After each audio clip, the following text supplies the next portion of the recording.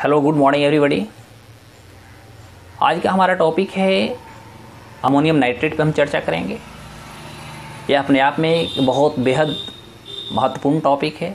जिस तरह से भी हम देख रहे हैं कि कुछ दिन पहले लेबनान की राजधानी बेरूत में जो घटना घटा, विश्व अछूता नहीं है, भारत भी इससे अछूता नहीं है। भारत में भी इस तरह की घटनाएं घटी है।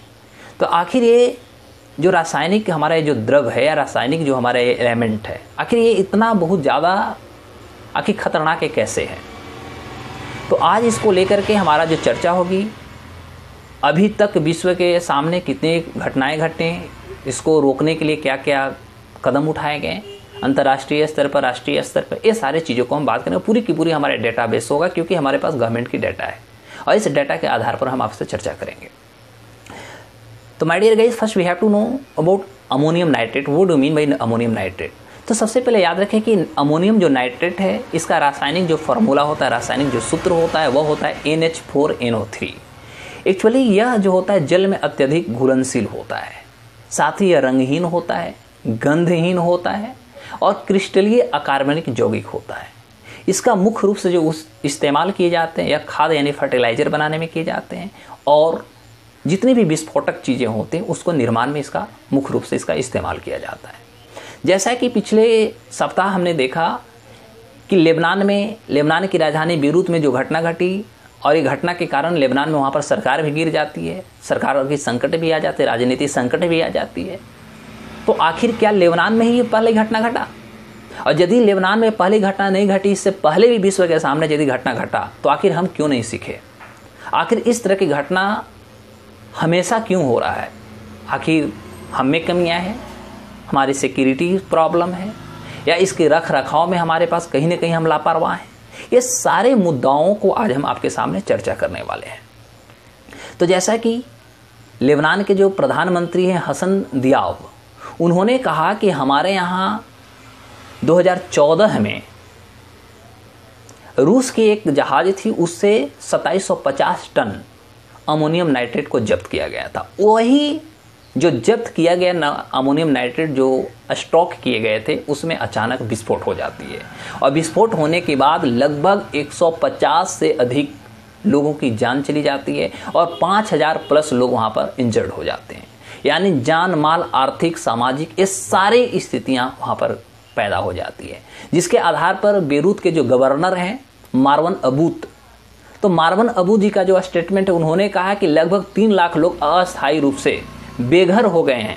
यानी जिस तरह से वहाँ पर 3.3 यानी वैज्ञानिक पैमाना देखिएगा, तो वहाँ वैज्ञानिक की दृष्टियों से बताया गया है कि यह जो धमाका था वह 3.3 तीव्रता के भूकंप के बराबर थी, और इसका असर जो था बेरूत से 200 किलोमीटर दूर साइप्रस तक इसको महसूस किया गया, जिसके कारण वहाँ के जो गवर्नर है, बेरूत के गवर्नर है, उन्होंने बताया कि लगभग 3 लाख लोग अस्थायी रूप से बेघर हो गए हैं, और साथ ही साथ 10 से 15 अरब डॉलर का नुकसान भी हुआ है। अब ये सोचने वाली बात है कि इतना बड़ा खतरनाक जो हमारे पास रासायनिक जो पदार्थ है अमोनियम नाइट्रेट, आखिर इस तरह की बार बार घटनाएं घटती है। इस घटना घटने के बावजूद भी हम अपने आप को सजग नहीं है। तो आखिर हम चाहते क्या हैं? आखिर इससे हम एक्सपेक्ट क्या करेंगे? क्या हमें इसी तरह चलना होगा, या हमें इस पे कंट्रोल करना होगा, नियंत्रण करना होगा? क्या हमारी सरकार ही की नाकामी है, हमारी सुरक्षा एजेंसी की नाकामी, या हम इसमें खुद इन्वॉल्व हैं? इस सारे चीज़ों को हम आपके सामने आज चर्चा करने वाले हैं।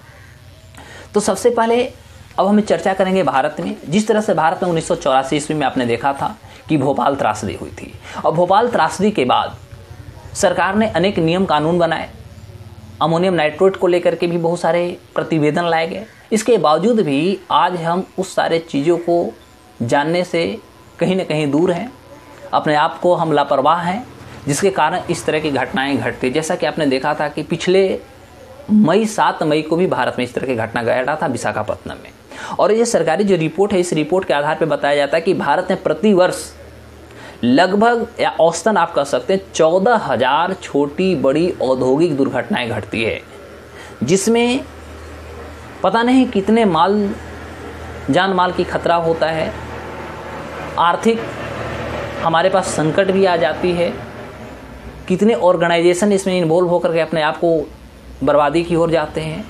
तो इसके बावजूद आखिर हम चाहते क्या हैं? ये हमारा विकासशील राष्ट्र भारत, जिसे अपने आप को बहुत सजग होने की ज़रूरत है, आखिर हम क्यों नहीं अपने आप को सजग हुए? ये समस्या है। अब हमारा प्रश्न होता है कि क्या लेबनान की राजधानी बेरूत के जो पोर्ट पर हुआ, तो जो बंदरगाह के इलाका में जो ये घटना घटा, क्या केवल लेबनान में ही अमोनियम नाइट्रेट से इस तरह की घटना घटी है और कहीं हुआ है या नहीं? तो इसका जवाब आपको होना चाहिए, हाँ हुआ है। और वह हुआ है, शुरू हम करते हैं 2015 से। 2015 में आपको चीन के एक बहुत व्यस्तम सी पोर्ट आप कह सकते हैं, जिसका नाम है, आप याद करें, तियानजिन।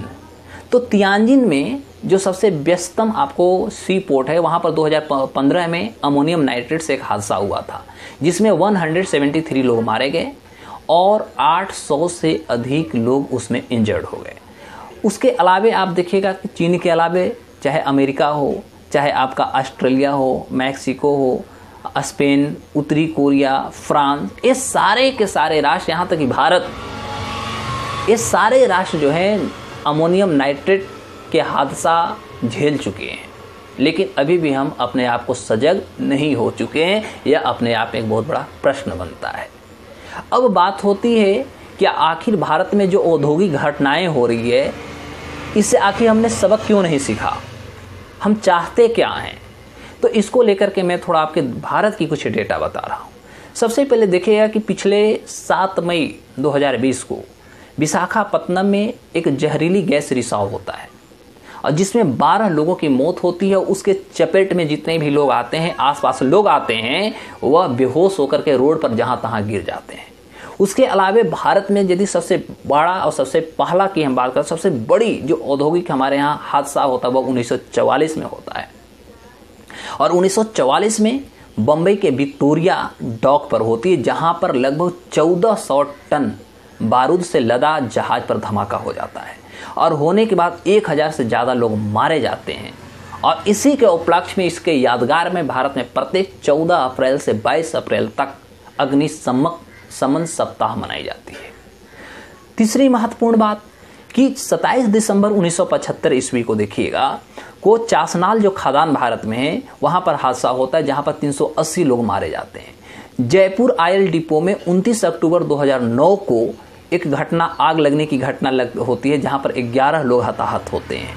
उसके बाद आप अप्रैल 2011 में देखिएगा कि दिल्ली के सबसे बड़े जो आपको कबाड़ बाजार है, वहाँ पर भी घटना घटती। 9 लोग वहाँ उसकी चपेट में, उसके रेडिएशन में आने के कारण अपने आप को समाप्त कर जाते हैं तथा इस विकिरण से लोग बहुत ज़्यादा अचंभित होते हैं। वंडरफुल लगता है कि यार ये क्या हो गया। तो आखिर अब बात होती कि इस तरह की लगातार हमारे यहाँ घटनाओं, सबसे बड़ी जो हमारे घटना हुआ था वह हमारा भोपाल त्रासदी 1984 में हुई थी। इसके बावजूद भी हम सीख नहीं ले पा रहे हैं। यह एक बहुत बड़ा चुनौती है, चाहे सरकार की हो, चाहे हमारे सिक्योरिटी एजेंसी का हो। अब हम बात करेंगे कि देश में जो औद्योगिक सुरक्षा को लेकर के बहुत सारे कानून भी बनाए गए, मापदंड तैयार किए गए, इसके बावजूद भी इस तरह की घटना आखिर घट रहे हैं क्यों? ये अपने आप में एक बहुत बड़ा समस्या है, क्वेश्चन है, प्रश्न है।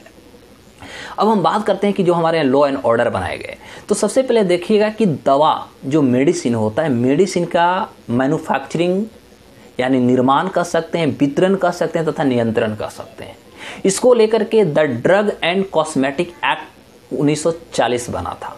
उसके बाद देखिएगा कि 1948 ईस्वी में फैक्ट्री कानून लाया गया, लेकिन 1984 में जिस तरह से भोपाल गैस त्रासदी होती है, उसके बाद इसमें फिर बदल किए गए, अमेंडमेंट किए गए, ठीक है, इसमें कुछ संशोधन किया गया, बदलाव किया गया। उसके बाद आप देखेंगे कि जितने भी हमारे पास हैजार्डस जो वस्तुएं हैं यानी खतरनाक जो वस्तुएं हैं, उनके आयात और निर्यात पर नियंत्रण करने के लिए 1962 में 1962 ईस्वी में हमारे यहाँ शुल्क कानून बनाया गया। उसके अलावा देखिएगा कि 1968 ईस्वी में जितने भी प्रकार के कीटनाशक, इंसेक्टिसाइड्स रिलेटेड नियंत्रण, उसको नियंत्रण करने के लिए, इस्तेमाल करने के लिए कानून आया, जो जल और वायु प्रदूषण को रोकने के लिए भी बहुत कह सकते एक ठोस कदम भी था। उसके अलावा देखिएगा 1986 में 1986 में पर्यावरण संरक्षण अधिनियम लाए गए कि आप इस तरह के यदि मैन्युफैक्चरिंग करते हैं तो पर्यावरण को आपको ध्यान में रखते हुए काम करना होगा, ठीक है। इसके बाद 1989 में आप देखिएगा तो 1989 में जितने भी हमारे पास हानिकारक अपशिष्ट प्रबंधन कानून को लागू किया गया और इसको लेकर भारत कीटनाशक मरकरी और खतरनाक जो कचरे से 4 प्रमुख जो अंतर्राष्ट्रीय सम्मेलनों का सहभागी भी भारत इसमें रहा है। अब बात होता है कि कानून जो हम अंतर्राष्ट्रीय सम्मेलन की बात की, अंतर्राष्ट्रीय सम्मेलन क्या है, तो एक रॉटरडम कन्वेंशन के आप नाम सुना होगा। तो रॉटरडम कन्वेंशन के अनुसार यदि देखा जाए तो इसमें एक बात की गई थी, एक स्टेटमेंट दिया गया था रॉटरडम कन्वेंशन के तहत कि ये देश जो होगा एक दूसरे के रसायनों के जो रिस्क होते हैं, जोखिम होते हैं, उसके बारे में पूर्व सूचना दे करके अनुमति वो प्राप्त करेंगे। लेकिन ये जो रॉटरडम हमारा कन्वेंशन है, इसके बावजूद और इस तरह के अंतर्राष्ट्रीय संधि कर सकते समिट होने के बावजूद हम कहीं ना कहीं इसे अवहेलना कर रहे हैं, और इस अवहेलना का भुक्तभोगी खुद भी हैं, देश, ग्लोबल क्षेत्र भी है। अब हम बात करें कि जो रासायनिक हमारे यहाँ कारखाना में जो इस तरह के जो घटनाएं घटी, घटनाएं कौन कौन है, एक एक चीज़ों को मैं आपके सामने रखूंगा, फिर हम अमोनियम नाइट्रेट की बाजार पे भी हम आएंगे। तो जो हमारे यहाँ खतरनाक जो रसायन और ये रसायनों को नियंत्रण और सीमित करने के लिए ठोस नीति नहीं हमारे यहाँ भारत में बन पाई है। यदि बना होता तो इस तरह की घटना नहीं होती, और यदि बना होता तो जो अभी लेबनान की राजधानी बेरूत में घटना घटी है, इससे हमारे देश की सरकार तथा अंतर्राष्ट्रीय स्तर पर जितने भी उच्चाधिकारी हैं तथा सरकारें हैं, वे भिन्न भिन्न प्रकार के ठोस कदम नहीं उठाते हो। अपने यहाँ ये नहीं कहते कि यदि हमारे यहाँ अमोनियम नाइट्रेट का स्टॉक है तो उसको जितना जल्द हो सके डिफ्यूज़ किया जाए, समाप्त किया जाए। तो इससे प्रूफ होता है कि कहीं ना कहीं हम इसकी अवहेलना कर रहे हैं। इस आधार पर देखा जाए कि केंद्रीय वन पर्यावरण मंत्रालय भारत सरकार के अनुसार एक डेटा आया है कि 2015 से 2017 के दौरान रासायनिक कारखानों को हादसों में घायलों की संख्या 350% का इजाफा हुआ, यानी बढ़ा है। यह एक बहुत बड़ा सोचनीय विषय है। दूसरी बात कि 2017 से 18 में 31 दुर्घटना हमारे भारत में हुई है, जिसमें 39 लोगों की मौत हो गई है और 700 लोग घायल हो चुके हैं। ये सरकार की डेटा है, सोच सकते हैं कि इससे भी बड़ी घटना घटी है, इससे ज़्यादा हमारे यहाँ टोटल डेटा है। अब बात हम करेंगे कि विश्व स्तर पर यदि देखिएगा तो जो हमारा जो अमोनियम जो नाइट्रेट है, इसकी व्यापार क्या है, यानी इसको ट्रेड के बारे में हम चर्चा करेंगे। तो सबसे पहले देखिए कि साल 2018 में पूरे विश्व भर में अमोनियम नाइट्रेट का जो व्यापार हुआ है 2.14 बिलियन अमेरिकन डॉलर में हुआ है, जिसमें रसिया जो है यानी रूस जो है सबसे बड़ा निर्यातक देश बना तथा ब्राजील विश्व का सबसे बड़ा आयातक देश बना। Point must be noted. दूसरी महत्वपूर्ण हम बात कर रहे हैं, एक डेटा आया है जो लंदन से आया है, और लंदन में एक आपको सर्वे संस्थान है जिसका नाम है IHS। तो लंदन के IHS मार्केट के आधार पर जो हमारे पास डेटा है, इस डेटा के आधार पर बताता है कि 2019 में अमेरिका और यूरोप अमोनियम नाइट्रेट के सबसे अग्रणी कह सकते हैं उपभोक्ता थे, यानी सबसे ज़्यादा कंजप्शन अमोनियम नाइट्रेट का करने वाले हैं तो वो अमेरिका और यूरोप है। ठीक है, इसके अलावा आप कह सकते हैं कि जो अमोनियम नाइट्रेट की कुल जो ग्लोबल हमारे पास कंजप्शन होती है, ग्लोबल कंजप्शन का 50% यानी आधा केवल अमेरिका और यूरोप ने इसका कंजप्शन किया है। दूसरी बात करें तो अमेरिका, रूस, चीन तथा प्यारा हमारा भारत, ये सारे ऐसे राष्ट्र हैं जिन्होंने अमोनियम नाइट्रेट की बहुत ज़्यादा मात्रा में कह सकते हैं खपत करते हैं, यानी कंजप्शंस करते हैं। 1947 में आप देखिएगा डेटा, तो 1947 में टेक्सास में भी अमोनियम नाइट्रेट से एक दुर्घटना घटी थी। इसकी वजह से एक भयानक दुर्घटना घटा था, धमाका हुआ था, जिसमें 567 लोग मारे गए थे।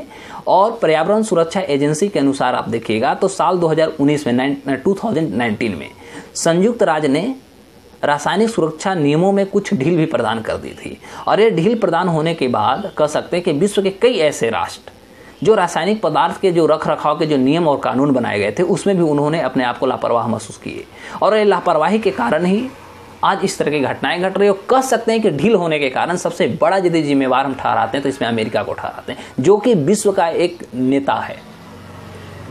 अभी तक वर्तमान की स्थिति की यदि हम बात करते हैं तो अमेरिका में मौजूद अमोनियम नाइट्रेट की डेटा अभी तक उपलब्ध नहीं हो पाई कि उनके यहाँ कितना कंजप्शन है, कितना उन्होंने स्टॉक करके रखा है। यह एक बहुत बड़ा अपने आप में चुनौती का विषय बनकर तैयार है। तो अभी तक हम कह सकते हैं कि अमेरिका ने स्पष्टीकरण नहीं जारी किया है, अभी स्पष्ट नहीं किया है कि अभी उनके यहाँ कितना मात्रा में अमोनियम नाइट्रेट है। दूसरी महत्वपूर्ण बात कि लेबनान की राजधानी जो बेरूत में जो घटना घटा, और घटना घटने के बाद पूरे विश्व में जिस तरह से इस समस्या यानी एक कह सकते हैं विचार करने वाली जो बात बन गई, उसके बाद भारत सरकार तथा अंतर्राष्ट्रीय स्तर पर हर सरकार ने अपने एजेंसियों से उन्होंने भिन्न भिन्न प्रकार की एक बात किया कि क्या हमारे यहाँ भी अमोनियम नाइट्रेट का स्टॉक है, और इस आधार पर भारत में एक चौंकाने वाली कह सकते हैं डेटा एक आया है। और भारत में जो आया वह 740 टन अमोनियम नाइट्रेट का स्टॉक आया है जो चेन्नई के कोई पोर्ट पर है।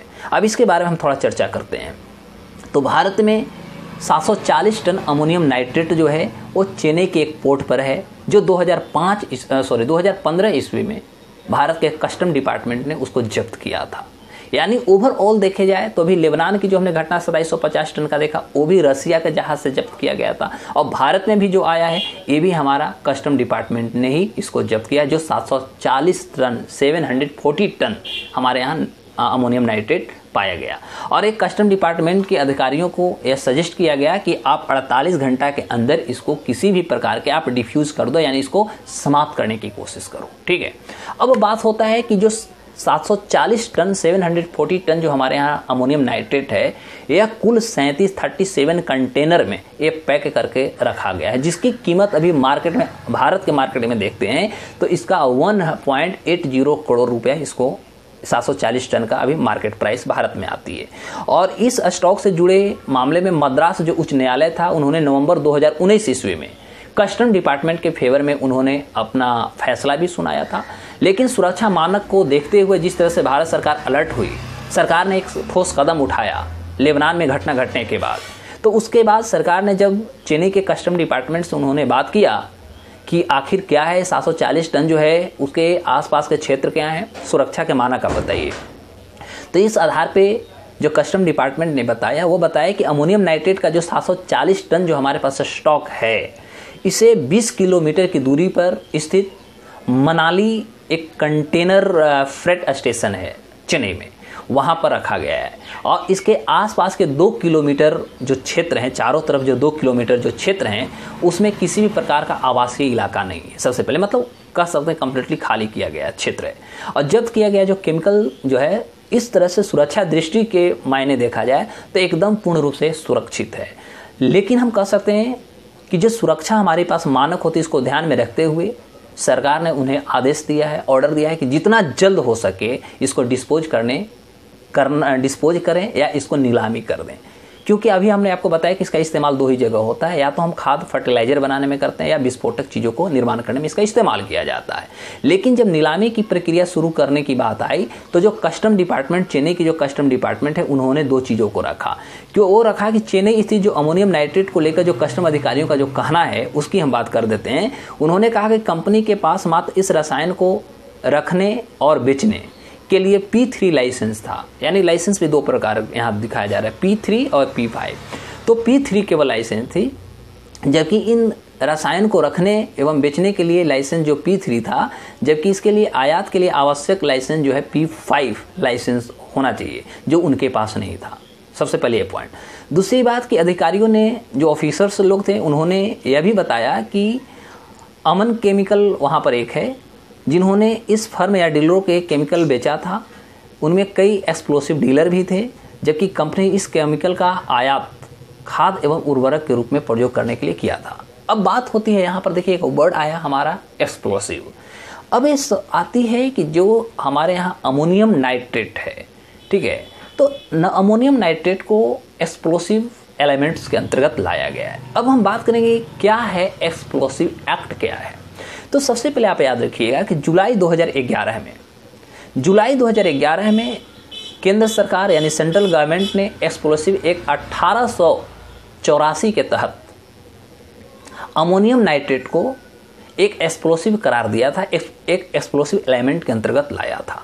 और इसके बाद 2012 में आप देखिएगा तो 2012 में सीबीआई ने अमोनियम नाइट्रेट को आयात और निर्यात को लेकर के कुछ नियम उन्होंने जारी किए थे। और नियम जारी करने के बाद अमोनियम जो नाइट्रेट था तथा इसके अलावे कह सकते भिन्न भिन्न प्रकार के जो कोई भी मिश्रण कह सकते हैं जिसमें अमोनियम नाइट्रेट की मात्रा 45% से अधिक पाया जाए, वे सारे के सारे एक्सप्लोसिव एक्ट और एक्सप्लोसिव एलिमेंट्स के अंतर्गत आ जाएंगे। इसको लेकर के 1884 के जो तहत जो नियम थे, इसके केमिकल के जो आयात थे, उस आयात के लिए चीफ कंट्रोलर ऑफ एक्सप्लोसिव से उन्हें लाइसेंस लेना होगा और लाइसेंस लेने के बाद ही वह इस तरह के ट्रेड कर सकते हैं, इंपोर्ट एक्सपोर्ट कर सकते हैं, मैन्युफैक्चरिंग कर सकते हैं, प्रोडक्शन कर सकते हैं। ये सारे चीज़ों में वो अपने आप को इन्वॉल्व हो सकते हैं, अदरवाइज वो नहीं हो सकते।